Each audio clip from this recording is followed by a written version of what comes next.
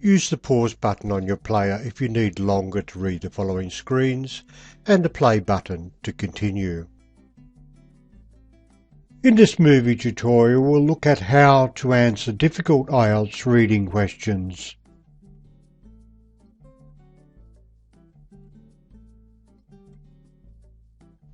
This is the question we will focus on. The word precursors is best replaced by A. predecessors, B. relatives, C. predictors, D. precedents. And here is the text containing the answer. Tropical depressions are precursors of tropical cyclones, but they have maximum sustained surface winds of less than 39 miles per hour. Above this speed, the phenomenon is called a tropical storm and is assigned a name. Above 74 mph, it is called a hurricane, if occurring in the North Atlantic Ocean, the Northeast Pacific Ocean east of the dateline, or the South Pacific Ocean east of 160 east. Typhoon refers to the same phenomenon that occurs in the Southwest Pacific Ocean west of the dateline.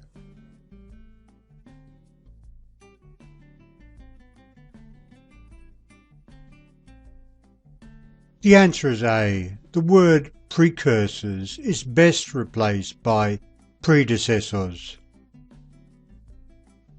Some words might be unfamiliar, but the meaning becomes clear if you follow the progression. Tropical depressions can cause cyclones, leading to tropical storms and hurricanes, typhoons. B and C are unlikely synonyms because they do not help us understand the stages winds go through. We need a word that indicates something happens before something else. A and D and precursors have the same prefix, pre, which means before.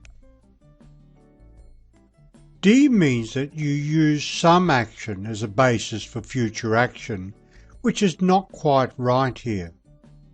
A must be correct, as predecessor means something goes before something else in a series.